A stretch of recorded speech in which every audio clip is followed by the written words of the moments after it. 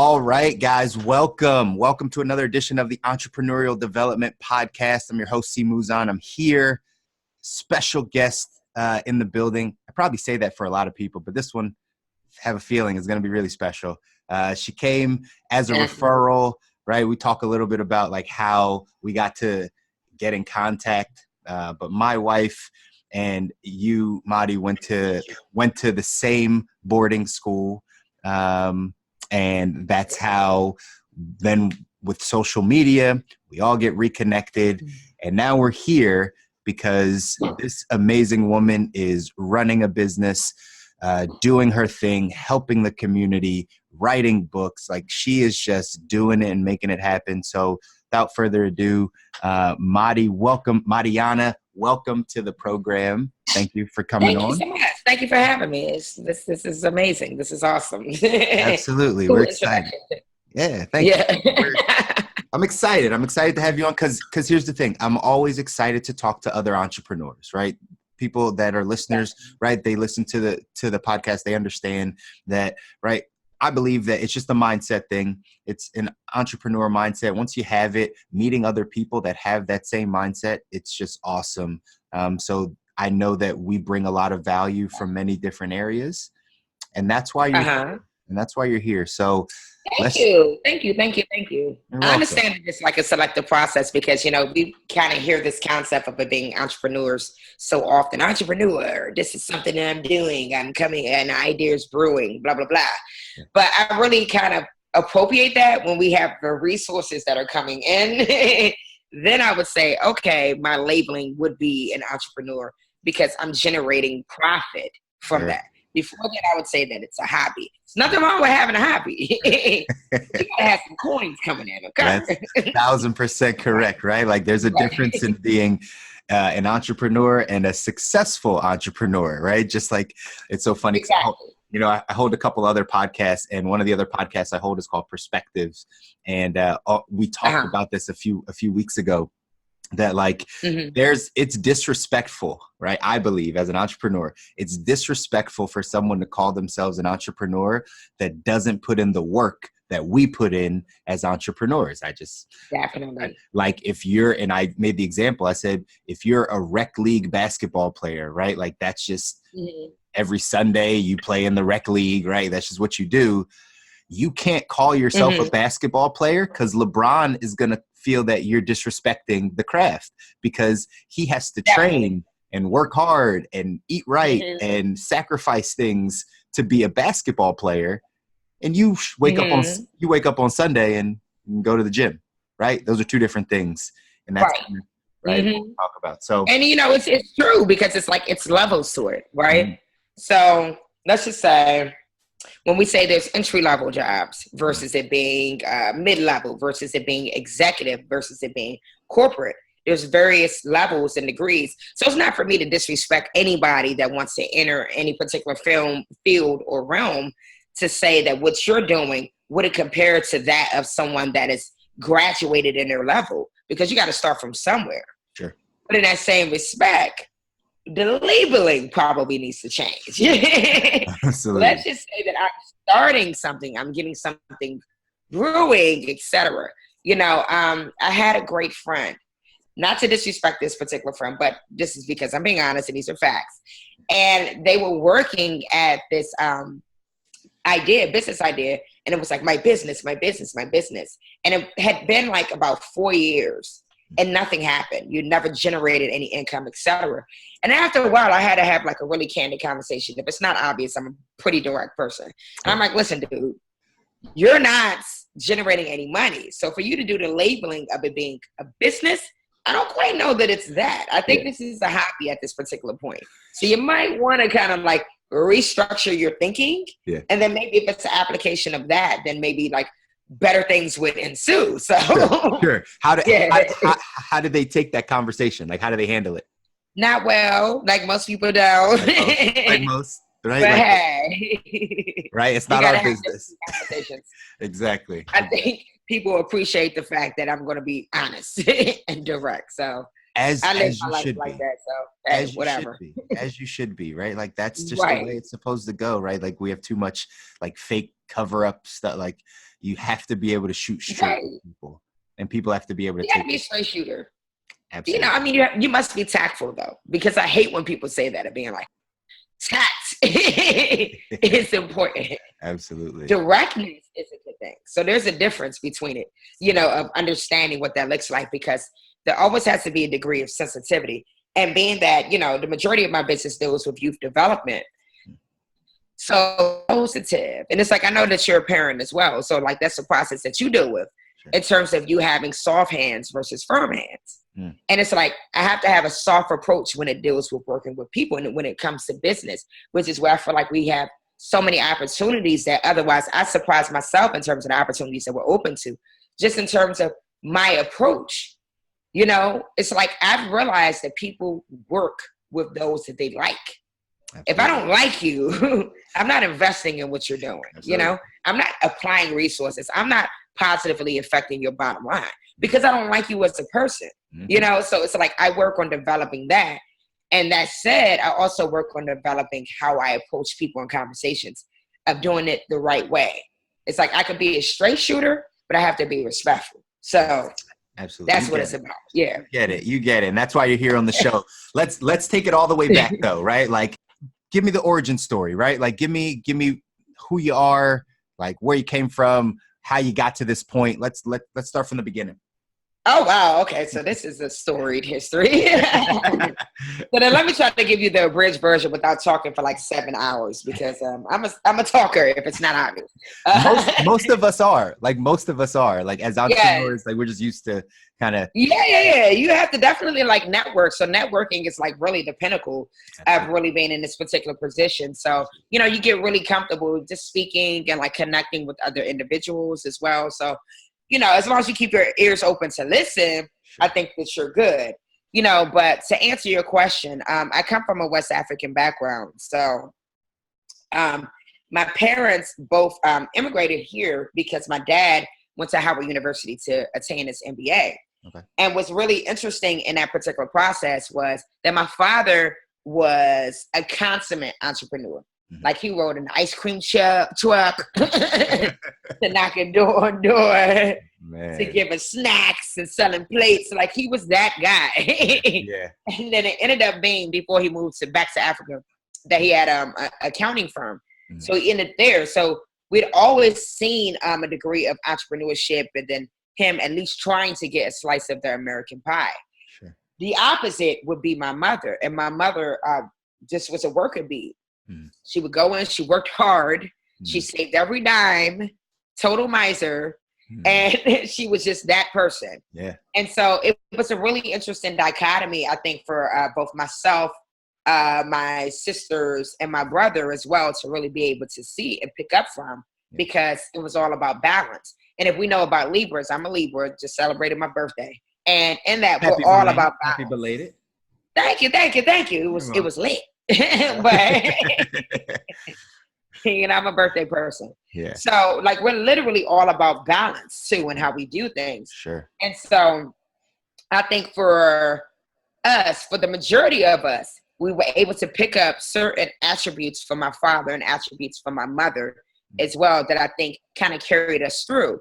But I digress in saying, because my parents broke up, and when they broke up, my mother was a single parent. So in having as many responsibilities as she did, you know, we grew up very poor, extremely poor. Sure. So in that, I would have to borrow clothing from my brother, and I would repeat outfits. I would have to wear the same outfit like days in a row. Right. So in order to not be teased, on top of being called the African booty scratcher. Right. Like I said, kids are not clever. Not clever. Like, where does that come from? I'm sure you got called that a bunch. I'm sure. I got called that a bunch, and I did not even know where that came from. Like, who coined that? What? Huh? Right. Ooh, okay. What does that mean? Yeah. And so I would have to remix my outfits, because otherwise I would be teased. So then that's honestly where my passion for fashion was really born, because it was out of necessity. Okay. So fast forward into me now being a participant of, or enrolled into Milton Hershey School, which is a boarding school. that they'd given us an amazing opportunity that time. I think that's now defunct. But we could go anywhere we wanted to in the world, and they would pay for our schooling up to 5 years. Yeah. So it was an amazing opportunity for us to really explore what our likes were. Right. And so for me, I always knew that I wanted to go into the fashion field. I just never knew what it looked like. Right. So I went to the first thing that promulgated, which was going to Philadelphia University. Now they changed the name over now. Yeah. But at the time, they were Philadelphia College of Textiles and Sciences. Mm-hmm. So I enrolled there and decided that I wanted to study fashion apparel management. Not quite sure. What year was that? That was in 2000. That's so funny. So like I went to high school at Penn Charter. Really? Literally right across the street. Wow. And Schoolhouse Lane. I know, right? Schoolhouse Lane. Yeah. So I graduated in 2004. So when you were there in 2000, I was in high school. So you totally made me feel old, though. I know, but that's okay. It's only a little bit. It's only like 4 years. Don't worry about that. Yeah. But I was in college. It's all good. Those Philly streets. Yeah, I know, man. Delisandros or Chubbies? Oh, wow, Chubbies. You go Chubbies. I went Chubbies a lot, but I'm Delisandros now. Yeah, they got the better cheesesteak. As long as you don't say Geno's. That's it, right? As long as you don't say Pat's or Geno's, I know that you can have an honest conversation about it. But yes. You bring up Pat's right, then we can have an honest conversation. Yeah, absolutely. Sorry. Anyway, God. I interrupted. Right. No, it's good. It's all good. The Philly pretzel for sure. Yeah. Philly's my heart though, like it really does. That's awesome. But in graduating there and then going to Marymount and getting my second degree, both in fashion. By the way, let me put a pin in that. I would never get a degree in fashion ever again. Talk about that. In business. Like people that are out there getting these crazy degrees, like what are you wasting your time, money, energy on? Like what are you about to do with energy for? Yeah. What are you going to do? Just out of curiosity, right. You know? Right. I just think in the mindset, and again, my situation was a little different because it was paid for. I didn't walk out of my schooling having owed anyone. So then definitely gave you like the carte blanche for you to really be as creative as you want to be because it didn't cost you anything. So I think that was the huge blessing in that they allowed you to be you. Mm-hmm. But in terms of the application thereof, yeah, I really couldn't do anything with it if I didn't apply that degree of hustle. Sure. So if I could get back in a time machine and go back to 2000, I would have studied business because I think that would have really positively affected me, impacted me in regards to what I'm doing now, you know, instead of having to learn the hard way. Mm-hmm. But we'll get back to that. Right. Coming out of that, I started out at Hex. Hex is now Macy's. So I started there and I was a horrible employee. I would literally go to sleep 8 hours in a day, punch in, punch out, go. And eventually, you know, it caught up with me that they say, you got an option. Either we can fire you or you can just resign and you can come back. Thankfully, I took the option of resigning because I came back a few years later and I came back stronger. And I came back in a management position. From there on, I grew and developed and built within the company that it got to be that I started to travel around and do window displays and dress mannequins and really come up with like whole launches and ideals, which is great because that company really had an amazing culture of you allowing you to be as creative as you wanted to be, you know? And then there was like growth, like consummate growth that you don't really see in other realms. Because one thing that I would say in working in visuals, that it's very much like a cool kids club. Like people don't leave these positions. They stay in their positions for 20 plus years. Got it. You know, because it's so specified, especially when it comes to being in DC, there's not a lot of opportunity in that particular realm. Sure. So when you have that job, you stay, you know? So for me, I just got tired of traveling and I wanted it to be that I was still back in DC and still enjoying the same offering and position. Sure. So that's where my position came to fruition in being at Brooks Brothers and doing the same thing, but having the DC market. Got it. And unfortunately, but no, fortunately now, initially when they made my offer, I went through this like really rigorous interview process. So I did like at least 6 interviews. Wow. Yeah, it was horrible. Yeah, it was a lot. And finally, when they hired me and I got my offer letter, I challenged what they were going to pay me. I was like, wait. Macy's pays more than Brooks Brothers. No, absolutely not. I need more money. So I constructed an email and basically saying that I need to contest it and let's negotiate. Because up until when I signed the contract, we're still in negotiating status, right? So in turn, what they did, and this is after me being like, all right, having already accepted it, which is crazy that it was accepted before I even knew I was being paid. Wow. That's random. Yeah, random. But yeah, like I was an idiot clearly back then.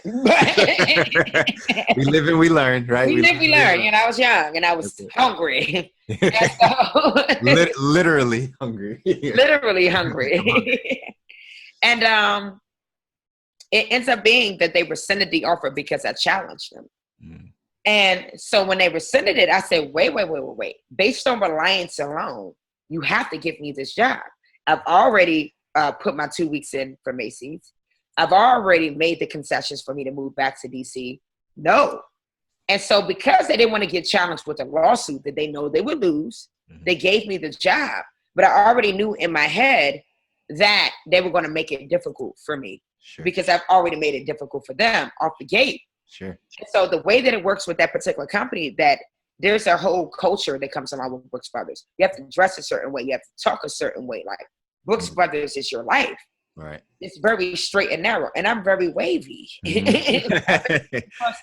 what I mean? Yeah. So it already wasn't a good fit. Right. So it ends up being that when they want to get you out and they feel like you're stupid, you know, they built a case against me. But the entire time I journalized that entire process. Sure. And I end up finding out in my office, because they stupidly left the computer open, files with my pictures there and pictures of the displays that I did that they ruined, and they sent to corporate. And they ruined them. They messed them up, like really, like they're trying to get you out. They're trying to get me out. My goodness. Sure. And they had emails with the subject line, "Get her out of here." Oh my goodness. Yeah. That's crazy. So instead of me showing my hand, I sent everything to myself. You know, I emailed all of that information to my inbox. Yeah. The whole time I'm calling their corporate and being like, this is what's happening. This is what's going on. Knowing they're not going to do anything in my defense because they're in on it, you know? Sure. But it's just to keep a record of it. Absolutely. So long story short, of course, they end up firing me. And when they fired me, I go to the EEOC and I open up a claim for discrimination against them. Right. So we know when it comes to lawsuits that it's a very long, arduous process, you know. So in the meantime, I don't have a job. I don't know what to do. So I do as most of going back to school or deciding that I want to go back to school. Sure. I'm like, all right, I want to be a lawyer now. Yeah. Let me go to Georgetown. Man. Let me figure out that, which is honestly like a crutch, I would say. Absolutely. I was going to tell you, because like I know that we kind of just talked about it, but like I'm going to reiterate this, that I firmly believe that school is our comfort zone, right? School is where people feel comfort, because you got to think, from the age of 5 to the age of 18, you are going to this one place. You're going to this school, the schooling system, right, that we have. And then with the doctrine and everything that we hear, right, go to college, right? So you're 16, 17, everyone's prepping you for your next form of schooling, right? And then you spend 18 to 22, 18 to 23 at school. Then you're 23, you've just had 20 years, right? Almost 20 years being in this one place. Then you come out, fish out of water, not knowing what's going on. You realize, like, no, I have to get a job. Wait, I have things I have to pay. I have rent. I have to budget for myself, right? Like I have to actually become an adult. I have to get like what I do, be good at it. Like there's so many different variables that school doesn't even allow you to learn. Right. And then you come out and you're like, I don't know if I can do this. So guess what? You go back to school. You go back to school. Exactly. It's a comfort. It's a comfort zone, right? Like I believe it. And some people might agree with me or disagree. But at the end of the day, right, if you keep going back to school, if you're one of those people, you're 33 and it's like, I'm going to get my master's. And then you're 39. You're like, I'm going to get my second master's. You're just scared. You're scared to do life.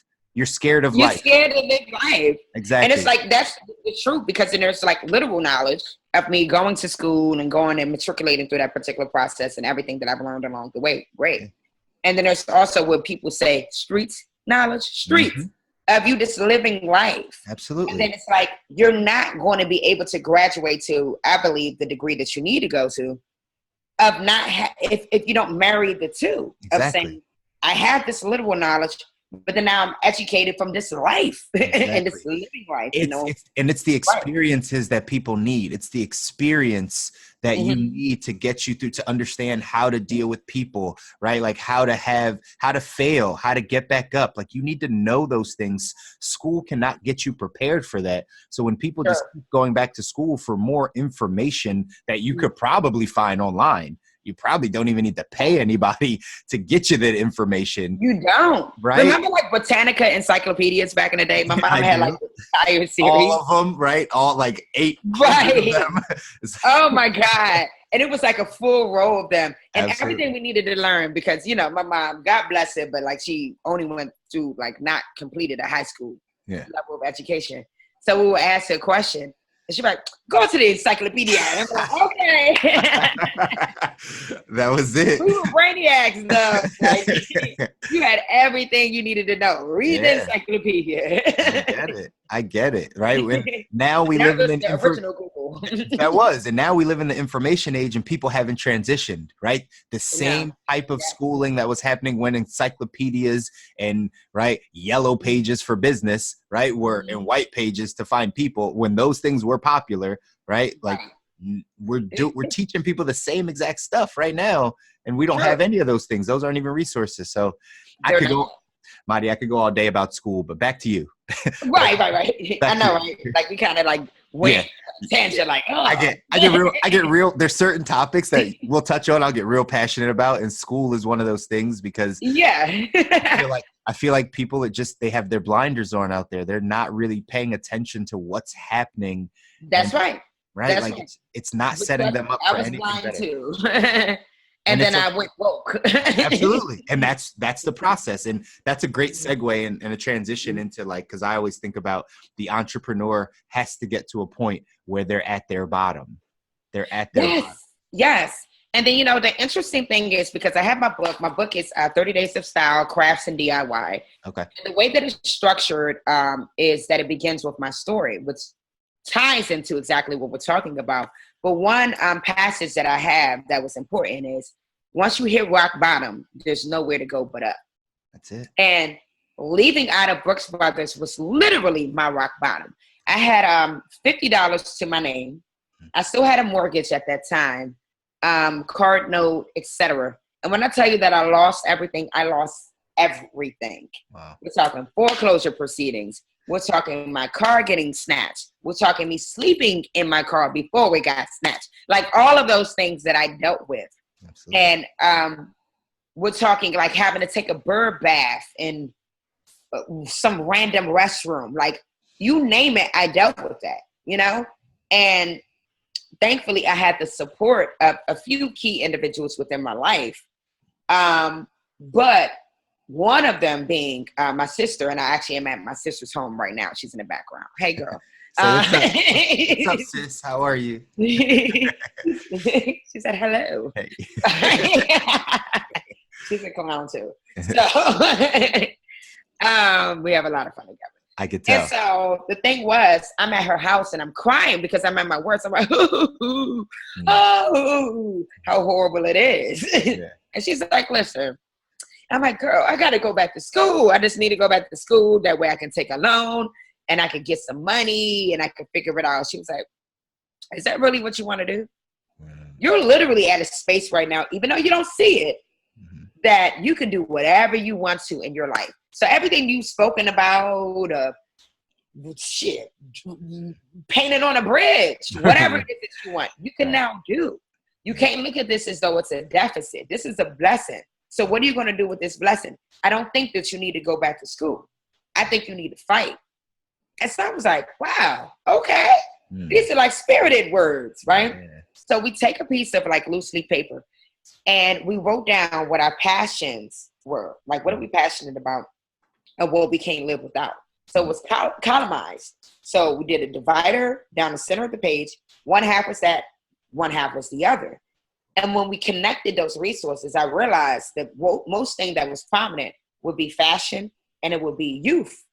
Okay. And so now it's a matter of how to marry those two concepts together. Sure. So we like, Eureka, let's do a fashion camp. Okay. And so literally right there, we sat down and we came up with a game plan. We can connect with this resource. Let's call schools. Let's call these recreation departments, etc. Yeah. And let's just see what happens. Wow. And so we kind of hit the ground running. Now, let me ask, is your sister an entrepreneur? Like this? She's in business. You guys are in business together, right? We were in business together. Okay. And now she had branched off and started her own business called The Black Rebecca. And she's hit the ground running in a major way. Awesome. So at that time when she was giving you that advice, was she in business then too? Or was it? She was working and hated her job, right? Yeah. She hated her job. She actually had a check coming in. I didn't. I was just on the couch crying. Got it. That's the money coming in, but just hated the money where it was, the place where it was coming from. I hear you. And that's such a, like, I think a lot of people listening can get a lot of value out of that. At that moment in your life, you needed someone to speak the right things in your life. Yes. And there's moments in your life that I would say that it was really integral times. That would have been the first step of me having a conversation with her, of her giving me at least that zeal and that motivation that I needed for me to take the next step. I would say the second part was me running into a friend who's an amazing guy. He's going to be nameless, but he has a radio station, so a whole channel. Okay. And we randomly met, but I got a lot of inspiration from him. And I was telling him I kept hitting brick walls when it came to me developing this concept of this fashion camp. And he was like, why break the mold? Connect with individuals that are already doing it, but just offer them something different. That's nice. And then that way you can have your business reach levels that you haven't even anticipated because you're not really starting from ground level. Right. You're actually connecting with individuals that are already doing it. Don't break the mold. Right. And he was absolutely right. When I thought about it from that particular perspective, I was like, what agencies are already working within youth development? Let me find them and say that this is something different that I'm offering. So then that way you already have it in place. Right. I'm just offering a different layer. Absolutely. So that said, I ended up harassing a nonprofit called the Mary Center. It's a really big nonprofit in Washington, D.C. And it deals with women and youth development, and they do programs, everything. And I harassed them for about a good 6 months. I said, my name is Madi Margao. I have this program, and this is great. And they're like, no. And then finally, I get a meeting, and I tell them this is what I have. And they're like, this is a really cool concept. But by the way, we have no money. So if you want to do this program, you're going to have to do it for free. I'm like, oh my God, we're going to have 25 kids and we're just going to figure it out. So I just knew that I was going to get my payday, right. But it was not the case, not at all. Right. And so I sat and I thought about it, where Georgetown came back. And I was like, do I go to Georgetown or do I do this program for free? Because Georgetown, there's a level of security that comes along with that. Because not only am I educating myself, but I also can allow these loans to help me and sustain me. Sure. And I speak to my sister again. She's like, is that really what you want to do? Do what you're passionate about. Like, you have this opportunity, rock it out.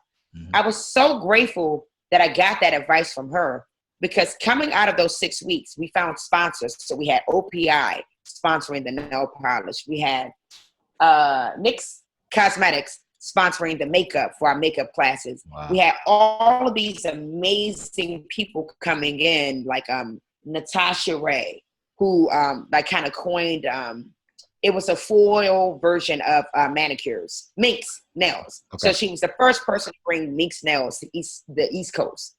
Adrian Washington, who's a celebrity hairstylist, that came in and did a hair workshop.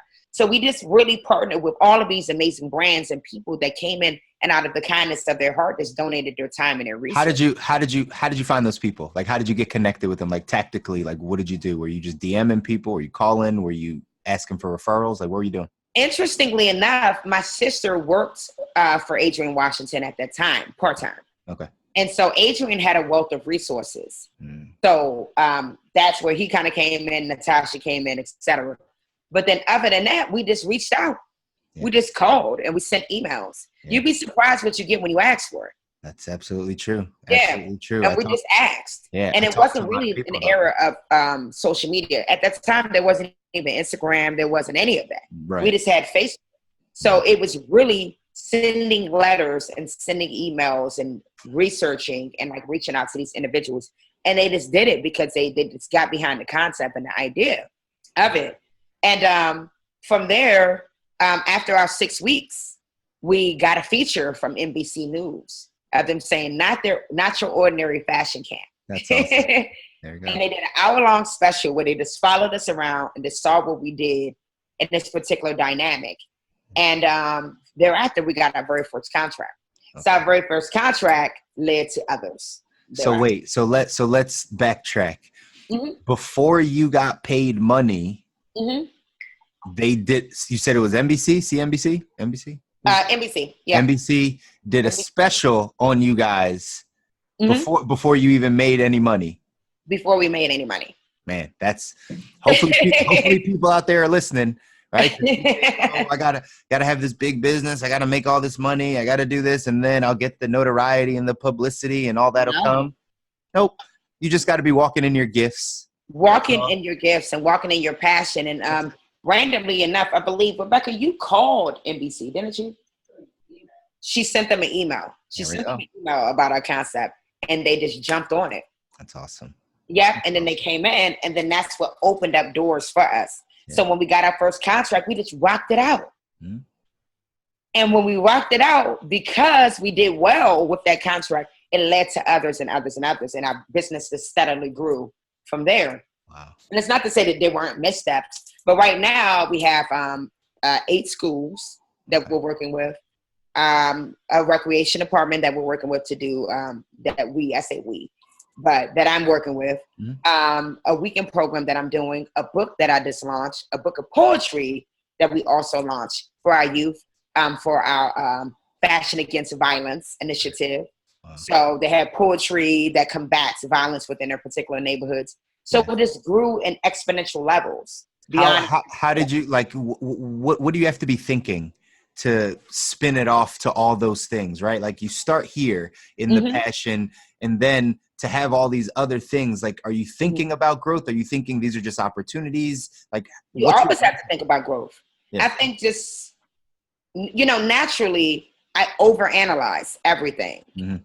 I'm an overthinker. Mm-hmm. And so the way that I view it and why I think it attributes to being successful is that I think about the outcome. Like, for instance, I did an event with an amazing organization called ColorCom on September 22nd. And it's a community in this ecosystem of women that are strong within the communications field. So it's like PR, it's marketing, it's social media, etc. And they all came in. So what they do is they do a day of service once a year on the 22nd of September. And they selected Red Sprinkle as being the organization that they're going to give back to and do contributions. Wow. I thought it was an amazing thing in that particular realm. But in that, I viewed it of it being a resource of them now saying, all right, number one, that you're recognizable enough to the degree of saying, all right, we want to kind of like attribute whatever our talents are towards that. But then also in that regard of how you're able to connect with these different agencies and be able to build on that, Yeah. I think the bigger and the key to being an entrepreneur and being a successful entrepreneur is allowing those connections to work for you. And these are things that don't cost you any money. Absolutely. It costs you your time. That's just calling people. That's giving an F. How did you figure that out? Like, did you always know that intuitively that it was about connections and relationships, or did you have to learn that? I've always been a social person, so I think that that's worked to my benefit. I think over time I've realized how important it is to foster these particular relationships. And I'll tell you why. Remember, I mentioned that there were several instances and integral instances in my life that were defining. My third defining moment was this, of me meeting my now mentor. And my mentor, because at that time we had our first contract. I think we got a second at that particular time. And so I was connecting with a PR representative in DC. We become friends. And so she was like, oh, I know about this guy who does fashion programming. You should really connect with him. It'll be awesome. So he was running a summer program out of a school in downtown DC. So she's like, meet me at the school and I'll do the introduction. So I go there and he was an absolute jerk to me. He was horrible. And I really left that meeting feeling defeated, of being like, oh my God, like this is horrible. Yeah. And so she's kind of like walking me off the ledge, or talking me off the ledge rather. And so she was like, wait a minute, there's this woman right there, that older lady in that corner.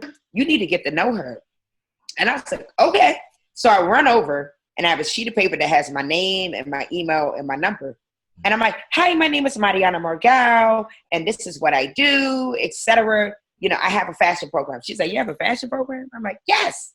So what does that look like? Well, what we do is we do networking, etc. We connect with these professionals in these particular realms, and we just give them a well-rounded experience. Yeah. I had it already rehearsed. Right. And so she was like, okay, can you send me a curriculum for a week-long program? I said, yes. She said, within an hour? Yeah. Yeah. Send it to me. I sent it to her in an hour, and she ended up booking me for a week for like $1,200 to do a fashion program. So it was a few hours per day. Wow. And I was like, oh my God, yeah. And then, so since then,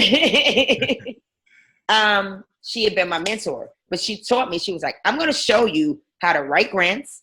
I'm going to show you how to really develop the concept. I'm going to show you how to diversify your brand. Wow. She helped us. So from there on, from that chance meeting, my sister and I got our first grant, which was like $32,000. Who was it? Back up. Who was it that said you should go talk to that person? Who was that? That was a PR rep. Her name is Patrice. So a PR rep that you had a good relationship with, a long relationship, or you just not a long one, because thereafter we stopped talking. So look at God. Look at that, right? Like, yeah. I ran into her like a few months ago. Yeah. She's like, oh my God, you've been doing all these amazing things. But we got to keep this in mind. This was 7 years ago. Sure. So I had not seen her for about 6 years before running back into her. Mm-hmm. But look at how God works, right? Like, it's a matter of like putting people in your path for a season, for a purpose, right? You have no reason or a lifetime. Absolutely. Right. Like, she just pointed you in the right direction. You had enough wherewithal and something inside of you to say, I will go talk to that person, because, you know, most people, right, they'll say, hey, you should go talk to that person. And it never happens because you're scared or whatever happens. Right. But like, you made it happen. And from that, you got a contract. Like, I really wish, like, the people listening, the people watching, that they really understood like how chance it happens. Yeah. Sometimes it's literally chance. It's chance. But but again, I had a pastor tell me once, right? Blessings are positional. Blessings are positional, right? So like, if you're in the right position, you're like, message. I put it in my notes. But honestly, like, but I'm writing it down. Yeah, but you get it. Like, if you're in the right position, that's when God can bless you. If you're not working in your gifts and your talents and the things that your passions and the things that he's put in front of you, it's tough for him to give you the blessings, right? Exactly. You were working in your gift. You were working in your passion. And because of that, you were able to get blessed. Like, that's how it happens for everybody that's out there that's listening and it's like, oh, well, I'm not that lucky. It's not that you're not lucky. You just have to find out what your gift is, what your passion is, and pursue it. And the more that you do that, really go into that particular realm. Exactly. And that's generally, like, honestly, that's what it's about. It was interesting because I recently did another interview, and I said, I'm like, all right, being successful is a part of skill, but let's put a pin in that. Because I don't necessarily know you need to be the most skilled. Like the same way when you have like an ice cream shop, I may not have the best ice cream. Absolutely. For whatever reason, my shop happens to be more successful than that of someone that actually has amazing offerings and amazing product. I don't necessarily feel like it's skill per se. So it's that in part. And there's also the degree of it being the tenacity. So really pushing yourself. Work ethic. And then there is that chance. But chance also superseding itself into it being opportunity. When opportunities present itself, what do you do with it? Absolutely. I remember it being that I was at the Mary Center. And I was supposed to be going into this very meeting where I met my mentor. And my car, the car that I was driving at that time, had gotten towed. But they had taken the car away, right? Right. So this was before Uber. This was before Lyft, any of that. Right. And so all you had were taxi cabs or a bus. And I'm just like, oh my God, I have to be there in 30 minutes. And so thankfully, one of my good girlfriends had called me and I said, girl, my car just got snatched. I need a ride. I got to go here. So she picks me up and she drops me off. And I'm just there. And then that's when I had my chance meeting and so on and so forth. Right. And I ended up getting my car 2 days later because I didn't have any money to pay for the car anyway. So I was like, whatever. Y'all could take it. But imagine that if it was a defeatist ideal of me being like, oh, this is the worst day ever. And it was a horrible day. Sure. If I had allowed that to seep into my psyche, that would have prevented me from putting myself and aligning myself in a position of me getting that opportunity that has effectually impacted my life. Absolutely. We got to look at it from that particular perspective. You have really horrible days. You have these situations that occur that can really allow you to be defeated, But it's just what you allow to do that. I don't allow that energy to channel me any other way beyond it being my power and my strength. Absolutely. Of me allowing that to be like, let me change that. Let me channel it. And I'm going to prove you wrong. I'm going to prove the day wrong. I'm going to prove Satan wrong. It's just a different type of attitude that comes along with that allows and impacts me to get up every day and do what I do because it's not easy. You know what I'm saying? You really have to push yourself to want to do. You have to push yourself to get that check. You have to push yourself to get paid. Because that's another thing. Can we talk about that when people don't want to pay? No. You can talk about it. Yeah. You can talk about it because it's real. You got to be like a total jerk.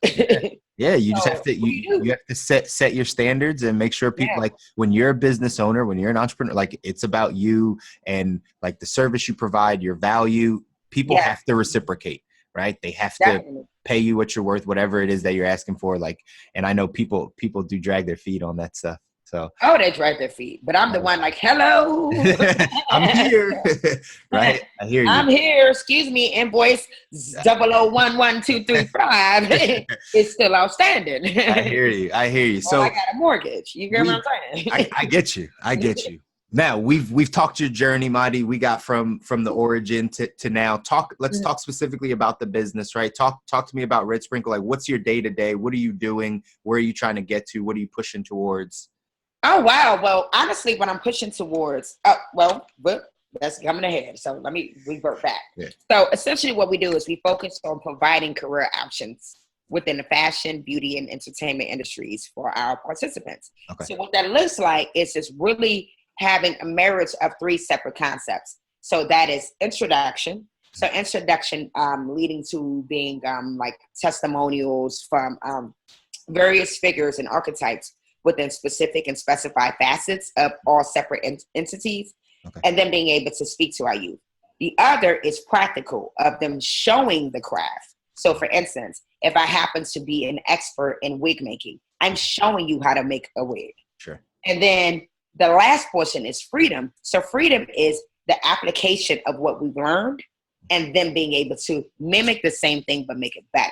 So it's 3 things. So it's testimonial, it's the practical, and then it's the freedom. And then that's what we apply into all of our courses.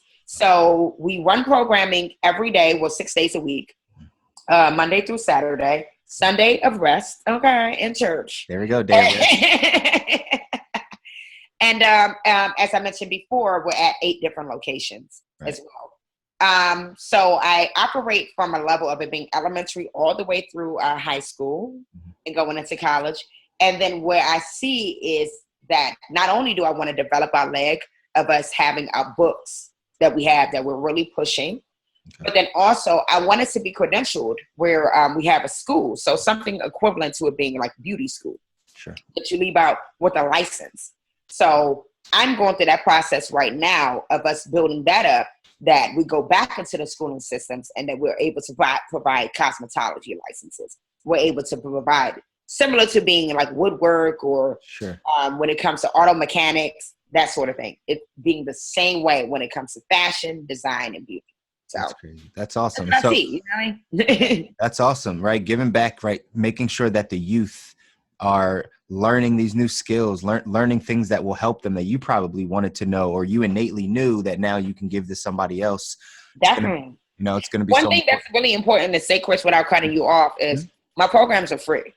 Wow. With the exception of my weekend programs. My weekend programs, you do have to pay a slight fee. Sure. But throughout the course of the week, Monday through Friday, entirely free. It doesn't cost our youth anything. And so people, do people have to go to those schools in order to get to the programs, or can they get to the program outside of the school?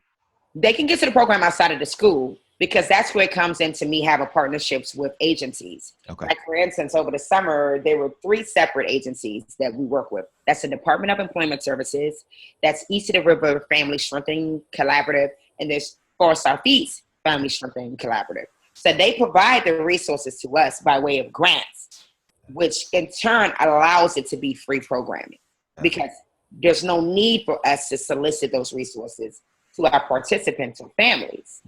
They've already provided it. So as a community, as long as you are a part of that particular realm or in communications with them, then you'll know that this is an offering that is available and utilized for free. Got it. Okay. Let's just be it in and know. Yeah. But you going down that path now, I know now you're an author, right? I am. Yeah. You have your book out, 30 days. What's it? 30 Days of Style. 30 Days of Style. Yes. 30 Days of Style. Crafts and DIY. Where did that come from? Did you always have the inspiration you wanted to write a book? Was it just because this is what you I've always wanted to write a book. I just never thought it was possible. And honestly, again, my mentor was the person that connected me with like my editor and my illustrator, etc. But 30 Days of Style just comes from my experience of me sitting down and having a conversation with my sister and then implementing a program for the Mary Center. And then it includes the curriculum that we use within those 30 days. Gotcha. So it starts with the story, hopefully inspirational for whoever reads it, story in the beginning. But then it's also something that's practical that when it comes to like your daughter or any youth, for instance, that you can work with your child and be able to do the projects from there. So it gives step-by-step illustrations of, projects that we completed within that time frame. So hopefully you can develop a fashionista yourself. Wow, that's exciting. That's exciting. Because we're gonna wrap up here, but give some people some value out there. If there's somebody that wants to get started in the fashion world, they're the youth. They're in that transitional period. 15, 16, 18, something like that. What practical steps? What advice would you give them to say this is how you get started?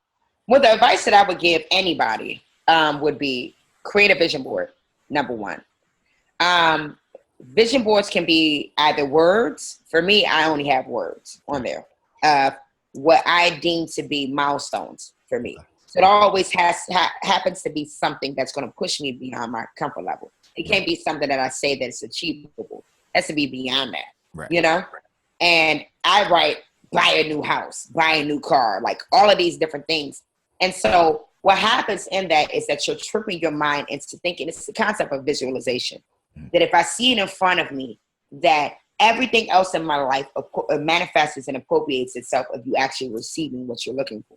So you have to have these relics to push you to the next degree. If you don't have around it, you don't have that standard to set. for you to really catapult yourself towards that. So I would say do that. Put on your board everything that you want within life. That's number one. Number two, get out there. Get to know people. Reach out. You would be surprised how much people are willing to help. Mm-hmm. Even to today, I don't lead or guide with money of being like, hey, girl, come on through. Let me give you some money to do whatever. No, I come from that perspective of being like, listen, I have a program. I need you to come in and come help and donate your resources because you have a wealth of knowledge. Absolutely. I have all of these people that come in that we really pay them nothing. And they just come in because they want to help, you know? Yeah. The other thing is in that, hopefully, when you're going through the visualization process of finding something that you're actually passionate about, something that you love, take that time of creating that list similar to Rebecca's my sister, and I, of sitting down and creating that rudimentary table of what do I like, what am I passionate about, and what can I not live without. Sure. And once you do that, you're going to really propel and push yourself to do everything you can to make it successful.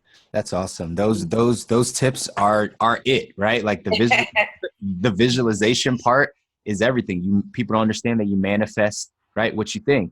Right? Exactly. Your thoughts will become real. Absolutely. Sure. Absolutely. Yeah, the brain is powerful. So just use it the right way. Absolutely. Yeah. People don't know it. But again, I think it's just one of those traits of being an entrepreneur that we start to become self-aware and we learn these type of things that they don't teach us in school, that they, most of our parents or, are the people that are our peers, they don't understand those things. But you get around other successful entrepreneurs, other people that have been doing it. We all talk the same type of thing because we've seen it happen in our life, right? Yeah. Like we're not like, this isn't hocus pocus. This isn't right. Like we're just throwing out theories. Like this is real stuff, right? If you write down and read out your goals and you visualize where you want to be and you can see clearly, like those things manifest in your life. It's Absolutely. What happens. It's what happens. So that's a great point. And right, what you said is for everyone that's listening, you should follow those steps, right? Follow those steps. And honestly, it will not steer you wrong. Listen, Miss Madi ain't gonna steer you wrong now. She's not gonna steer you wrong. Madi, as we wrap up, tell everybody where they can find you. Find you. Oh my God. So you can find me on Red Sprinkle, that's REDSPRINKLE on all social media fronts. It's under Red Sprinkle. And then there's also only one Madi as well, that's my personal page. But just an event, if you want to say, hey girl, hey, you can do that as well. People are going to want to say, hey, people are going to want to say what's up to you. So. Yeah, please do. And, I respond to all my inquiries or questions or even just if it's just any connectivity, I think it's an amazing thing. And as you can tell, I'm an approachable person. So absolutely, just go ahead and reach out under Red Sprinkle. And I look forward to speaking to everybody soon. And by the way, visit us at www.redsprinkle.com. Purchase that book. There's a link there that's going to lead you exactly where you need to go to buy a copy. So absolutely, guys. Hey, go out, find the book, 30 Days of Style.